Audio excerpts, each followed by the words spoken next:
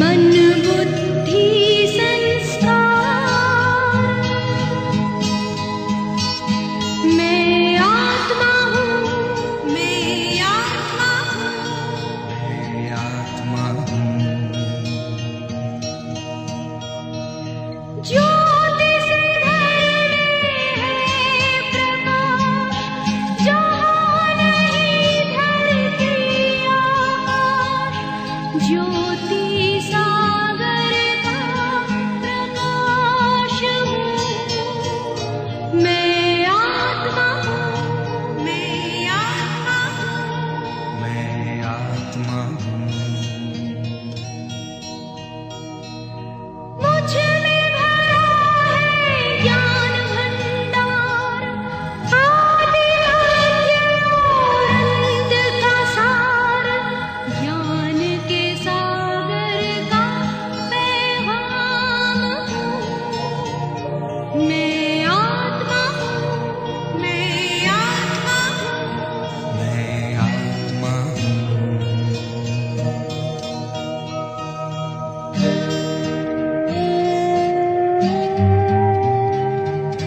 शांति रूप में करूँ विश्राम, घर मेरा है शांति धाम, शांति सागर की संतान हूँ, मैं आत्मा हूँ, मैं आत्मा हूँ, मैं आत्मा हूँ।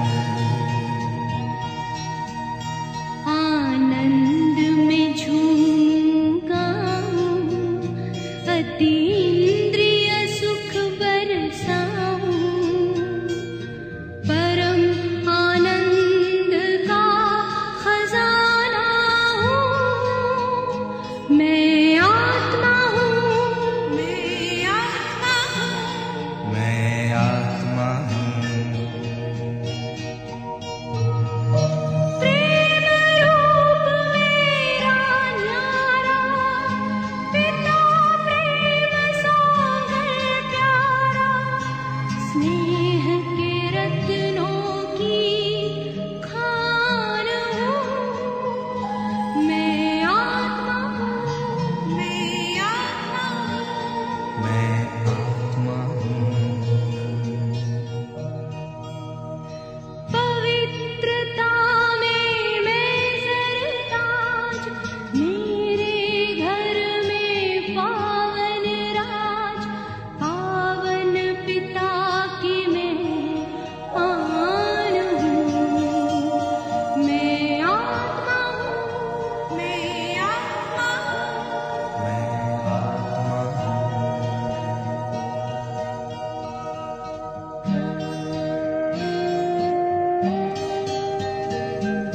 शक्ति भरा हर गुण मेरा, शक्ति भरे घर में बसेरा, शक्ति सागर की पहचान हूँ, मैं आत्मा हूँ, मैं आत्मा हूँ, मैं आत्मा हूँ।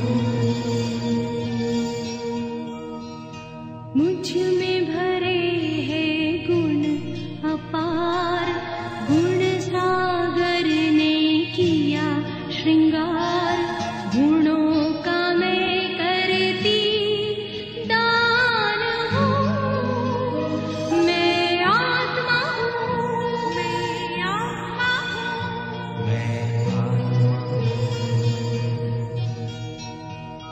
मैं आत्मा हूँ, मैं आत्मा हूँ, मैं आत्मा हूँ।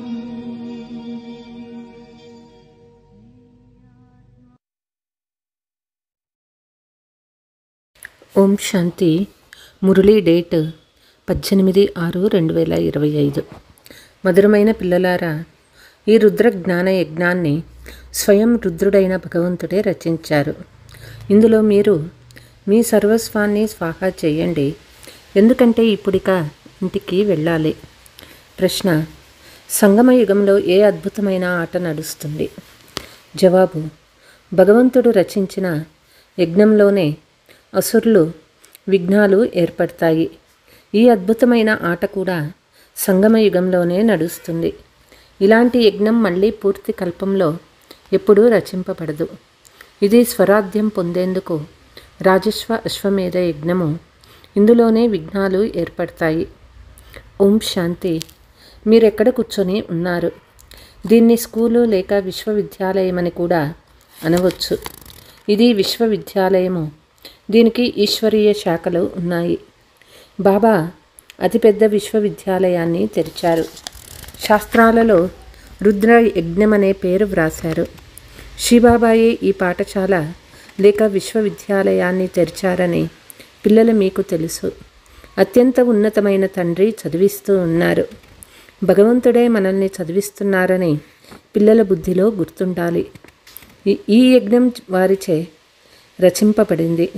దీని పేరు కూడా ప్రసిద్ధమైనది. రాజశ్వ అశ్వమేధ రుద్ర జ్ఞాన యజ్ఞము. రాజశ్వ అంటే స్వరాధ్యం కొరకు, అశ్వమేధము అంటే కనిపించేదంతా స్వాహా చేస్తూ ఉన్నారు. శరీరం కూడా స్వాహా అయిపోతుంది. ఆత్మ స్వాహా అవ్వదు. శరీరాన్ని స్వాహా అయిపోతాయి. ఆత్మలు వాపస్ వెళ్ళిపోతాయి. ఇది సంగమయుగము. చాలా ఆత్మలు వెళ్ళిపోతాయి. శరీరాలన్నీ సమాప్తమైపోతాయి. ఇదంతా డ్రామా. మీరు డ్రామాకు వశమై నడుస్తూ ఉన్నారు. తండ్రి చెప్తూ ఉన్నారు, నేను రాజశ్వ యజ్ఞాన్ని రచించినాను. ఇది కూడా డ్రామా ప్లాన్ అనుసారం రచింపబడింది. నేను యజ్ఞము రచించానని చెప్పరు. డ్రామా ప్లాన్ అనుసారం పిల్లలు మిమ్మల్ని చదివించేందుకు కల్పకృతం వలె జ్ఞాన యజ్ఞము రచింపబడింది. నేను రచించాని అనడంలో అర్థమే లేదు. డ్రామా ప్లాన్ అనుసారమే రచింపబడింది. కల్పకల్పము రచించబడుతుంది. ఇది తయారైన డ్రామా. డ్రామా ప్లాన్ అనుసారము యజ్ఞము ఒకేసారి రచింపబడుతుంది. ఇదేమీ కొత్త విషయం కాదు. దాదాపు 5000 సంవత్సరాల క్రితము సత్యయుగం ఉండేదని, ఇప్పుడు చక్రం మళ్ళీ తిరుగుతూ ఉన్నది, మళ్ళీ నూతన ప్రపంచ స్థాపన జరుగుతుందని మీ బుద్ధిలో ఉంది. మీరు కొత్త ప్రపంచంలో స్వరాజ్యాన్ని పొందేందుకు చదువుతున్నారు. తప్పకుండా పవిత్రంగా కూడా అవ్వాలి. డ్రామా అనుసారము ఎవరు కల్పకృతం పవిత్రంగా అయ్యారో వారే ఇప్పుడు కూడా అవుతారు. సాక్షిగా ఉండి డ్రామాను చూడవలసి ఉంటుంది. మళ్ళీ పురుషార్థం కూడా చేయవలసి ఉంటుంది. పిల్లలకు మార్గం కూడా చూపించాలి. ముఖ్యమైనది పవిత్రత. బాబా మీరు వచ్చి పవిత్రంగా చేసి మమ్మల్ని ఈ చీచీ ప్రపంచం నుండి తీసుకువెళ్ళండి అని బాబాను కూడా పిలిచారు. ఇంటికి తీసుకువెళ్ళేందుకే బాబా వచ్చారు. పిల్లలకు చాలా పాయింట్స్ ఇవ్వబడతాయి. అయినా ముఖ్యమైన విషయం తండ్రి చెప్తూ ఉన్నారు, మన్మనాభవ. పావనంగా అయ్యేందుకు తండ్రి స్మృతి చేయాలి. ఇది మరిచిపోరాదు. ఎంతగా స్మృతి చేస్తారో అంత లాభం ఉంటుంది. చార్టు ఉంచుకోవాలి, లేకుంటే చివర్లో ఫెయిల్ అవుతారు. మనమే సతో ప్రధానంగా ఉండేవారమని పిల్లలకు తెలుసు. నెంబర్ వారు పురుషార్థానుసారం ఎవరైతే ఉన్నతంగా అవుతారో వారే ఎక్కువగా శ్రమ చేయవలసి వస్తుంది. స్మృతిలో ఉండాలి. ఇక కొద్ది సమయమే ఉంది. సుఖపడే రోజులు రానున్నాయని మీకు తెలుసు. అపారమైన సుఖమైన రోజులు తప్పకుండా రానున్నాయి. తండ్రి ఒక్కసారి మాత్రమే వస్తారు. దుఃఖధామాన్ని సమాప్తం చేసి సుఖధామానికి తీసుకువెళ్తారు. ఇప్పుడు మనము ఈశ్వరీయ పరివారంలో ఉన్నాము. తర్వాత దైవీ పరివారంలోకి వస్తామని పిల్లలు మీకు తెలుసు. ఈ సంగమ సమయము పురుషోత్తములుగా శ్రేష్ఠులుగా అయ్యే యుగమని గాయనముంది. మనల్ని అనంతమైన తండ్రి చదివిస్తున్నారని పిల్లలకి తెలుసు. పోను పోను సన్యాసీలు కూడా అంగీకరిస్తారు. ఆ సమయం కూడా వస్తుంది. ఇప్పుడు మీ ప్రభావం అంతగా వ్యాపించదు. ఇప్పుడు రాజధాని స్థాపన అవుతుంది. ఇంకా సమయం ఉంది. చివర్లో ఈ సన్యాసీలు మొదలైన వారు కూడా వచ్చి సృష్టి చక్రం ఎలా తిరుగుతుందో అర్థం చేసుకుంటారు. ఈ జ్ఞానము ఎవ్వరిలోనూ లేదు. పవిత్రతపై అనేక విఘ్నాలు వస్తాయని పిల్లలకి తెలుసు. అబలలపై అత్యాచారాలు జరుగుతాయి. ద్రౌపది బాధతో పిలిచింది కదా. వాస్తవంలో మీ అందరూ ద్రౌపదీలు, సీతలు, పార్వతీలు. స్మృతిలో ఉండడం ద్వారా అబలలు, కుబ్జాలు కూడా తండ్రి నుండి వారసత్వం పొందుతారు. స్మృతిలో ఉండగలరు కదా. భగవంతుడు వచ్చి యజ్ఞాన్ని రచించారు. ఇందులో అనేక విఘ్నాలు వస్తాయి. ఇప్పుడు కూడా విఘ్నాలు పడుతూ ఉన్నాయి. కన్యలకు బలవంతంగా వివాహాలు చేయిస్తారు, లేకపోతే తన్ని తగిలేస్తారు. కనుక కన్యలు పతిత పావన రా అని వారిని పిలుస్తారు. వారొచ్చి పావనంగా చేసేందుకు తప్పకుండా వారికి రథం కావాలి కదా. గంగాజలం వల్ల పావనంగా అవ్వరు. తండ్రే వచ్చి పావనంగా చేసి పావన ప్రపంచానికి యజమానులుగా చేస్తారు. ఈ పతిత ప్రపంచం వినాశనం సమీపంలో నిలిచి ఉండటం మీరు చూస్తారు. ఎందుకు? మనం తండ్రి వారిగా అయ్యి స్వాహ అవ్వరాదు. స్వాహ ఎలా అవ్వాలి, బదిలీ ఎలా చేసుకోవాలి అని అడుగుతారు. తండ్రి చెప్తారు, పిల్లలారా, మీరు ఈ బాబాని చూస్తూ ఉన్నారు కదా. వీరు స్వయంగా చేసి నేర్పిస్తూ ఉన్నారు. మనం ఏ కర్మ చేస్తామో మనల్ని చూసి ఇతరులను చేస్తారు. తండ్రి వీరి ద్వారా కర్మ చేయించారు కదా. యజ్ఞంలో పూర్తిగా స్వాహ చేశాడు. స్వాహ అవ్వడంలో ఏ కష్టమూ లేదు. ఇతడు అతి ధనవంతుడు కాదు, అతి పేదవాడు కాడు, సాధారణమైన వాడు. యజ్ఞం నుండియే మీ శరీర నిర్వహణ జరుగుతుంది.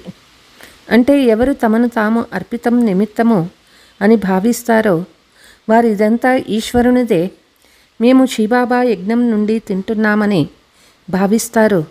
ఇది అర్థం చేసుకోవలసిన విషయం కదా. అందరూ వచ్చి ఇక్కడ కూర్చోరాదు. ఎలా స్వయాన్ని స్వాహ చేశాడో ఇతని ఉదాహరణను చూశారు. తండ్రి చెప్తారు, ఇతడు ఎలాంటి కర్మలు చేశాడో ఇతన్ని చూసి ఇతరులకు కూడా అలా చేయడం మంచిది. చాలామంది స్వాహ అయ్యారు. ఎవరెవరు అయ్యారో వారు తమ వారసత్వాన్ని తీసుకుంటారని బుద్ధి ద్వారా కూడా తెలుసుకోవచ్చు.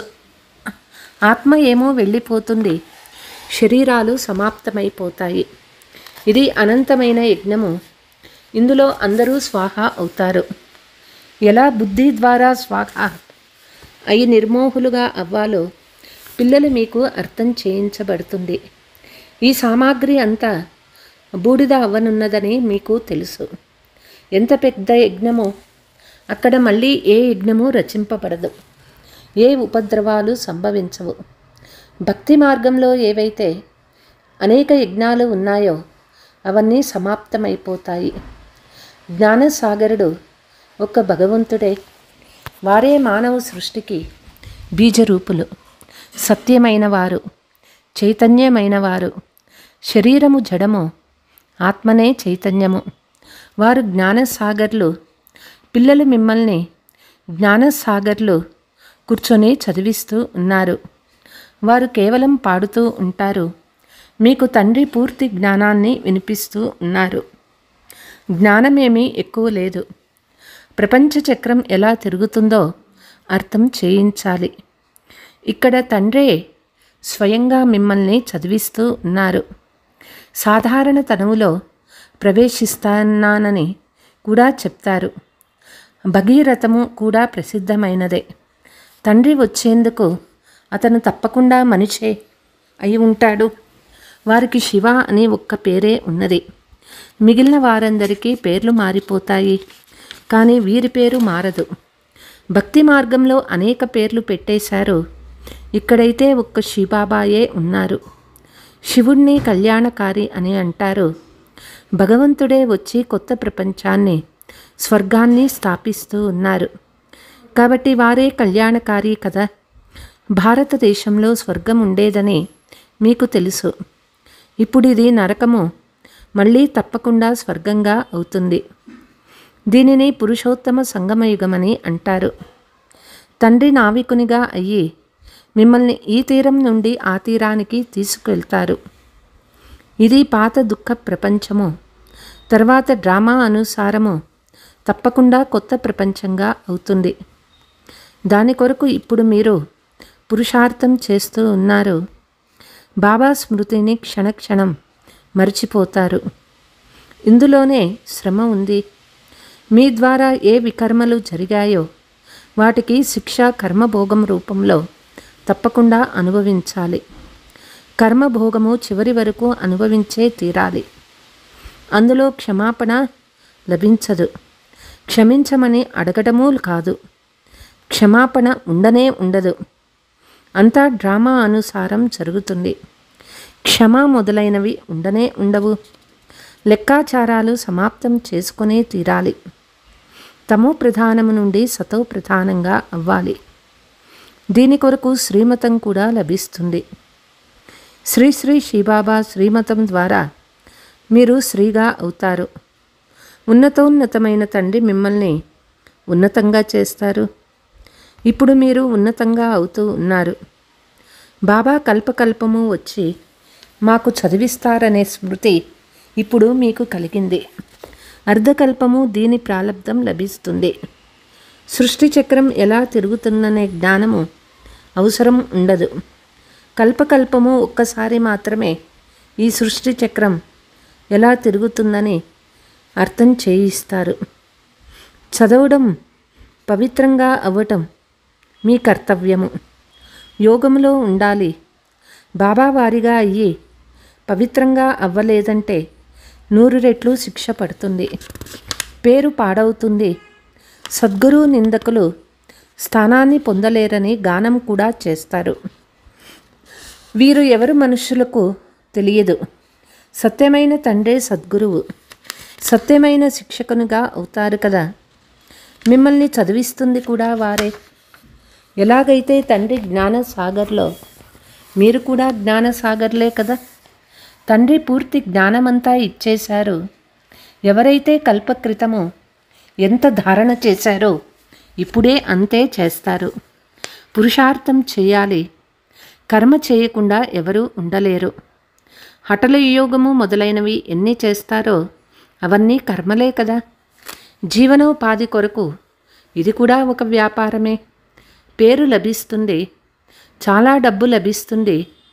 వీటిపై అగ్నిపై నీటిపై నడుస్తారు. అగ్నిపై నడుస్తారు.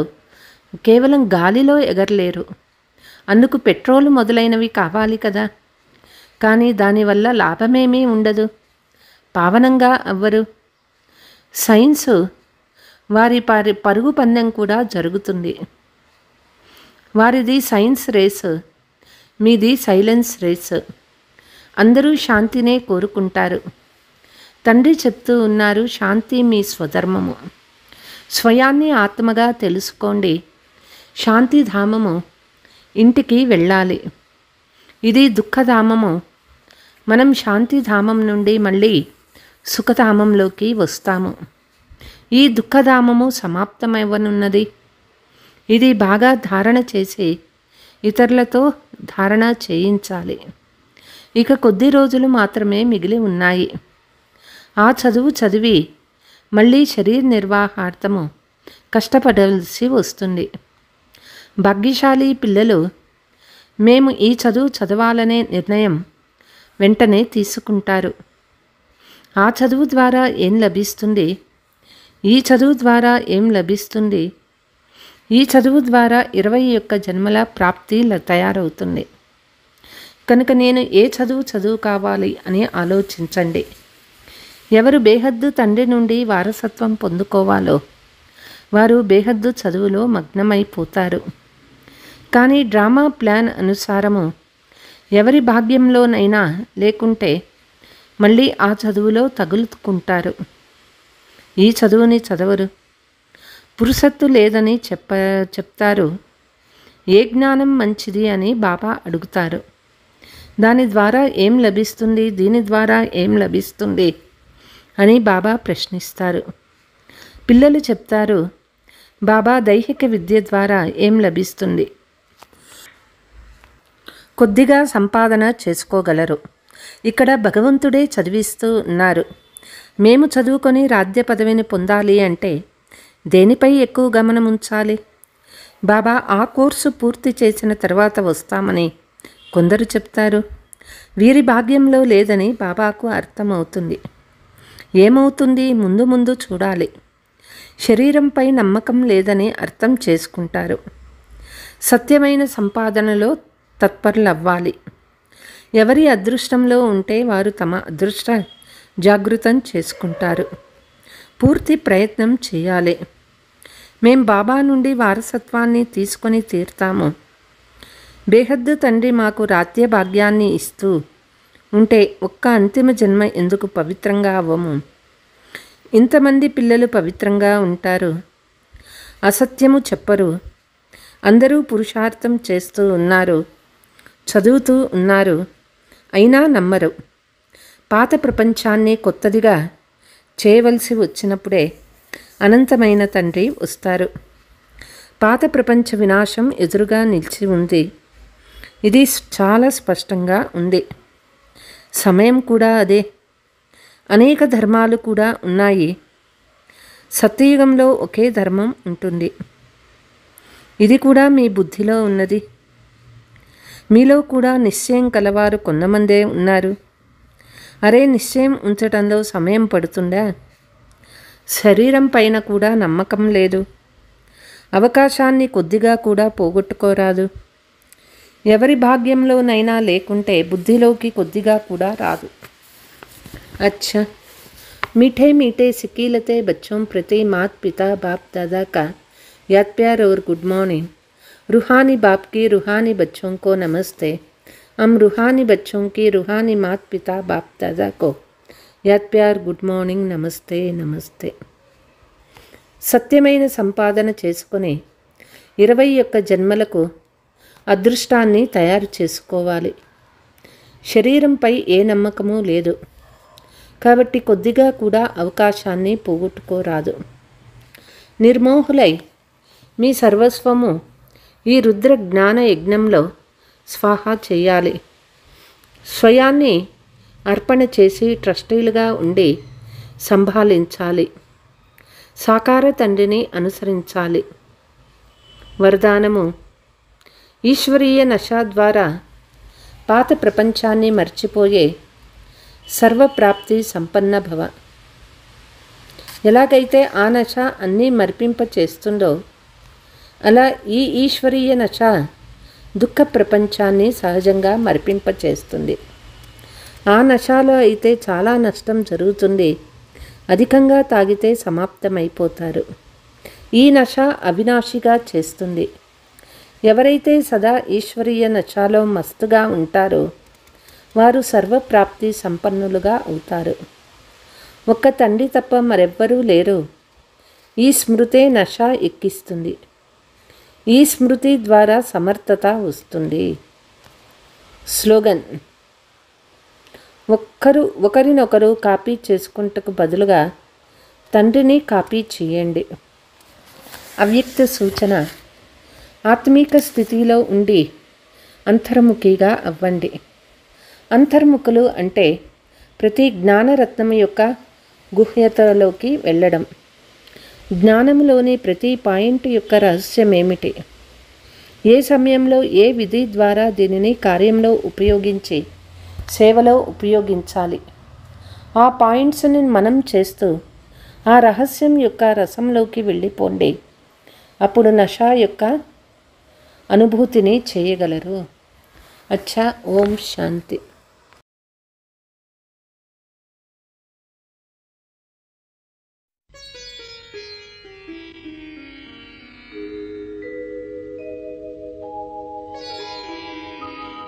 आदि में आए थे उस घर से, अंत वहाँ ही जाना है।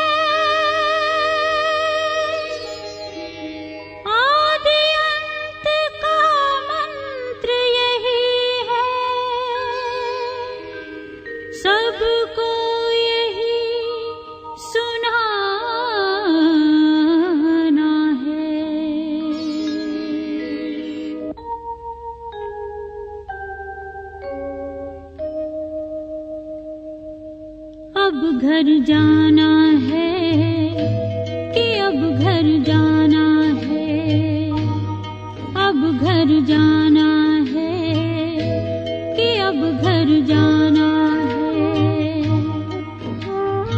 आदि अंत का मंत्र यही है, सबको यही सुनाना है।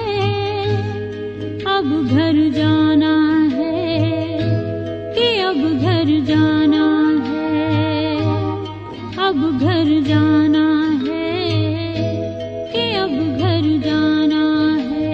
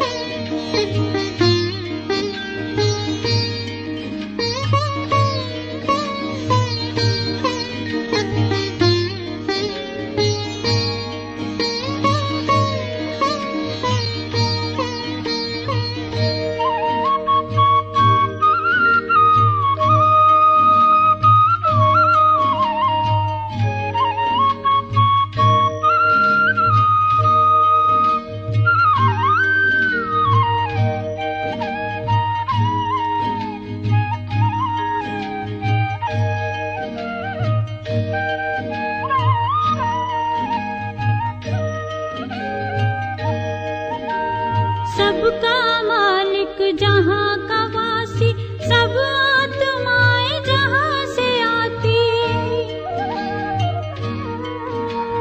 जिस घर के हम सब हैं भांति, जहाँ आत्मा शांति पाती। शांति धाम या ब्रह्मलोक वो, शांति धाम या ब्रह्मलोक वो, उसे न कभी भुलाना है। अब घर जाना है कि अब घर जाना है, अब घर जाना है कि अब घर जाना है।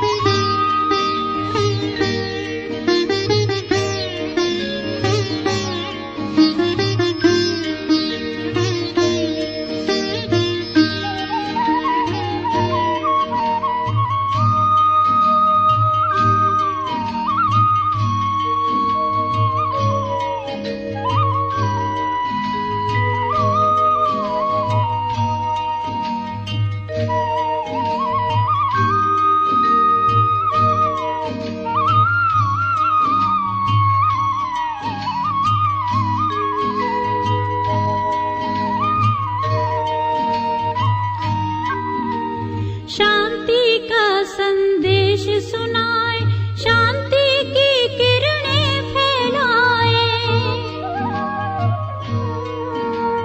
शांति कुंड की ज्योति से हर एक ज्योति को जगाए। चलेंगे होकर देह से न्यारे, चलेंगे होकर देह से न्यारे, साथ सभी को जाना है। अब घर जाना है कि अब घर जाना है, अब घर जाना है कि अब घर जाना है।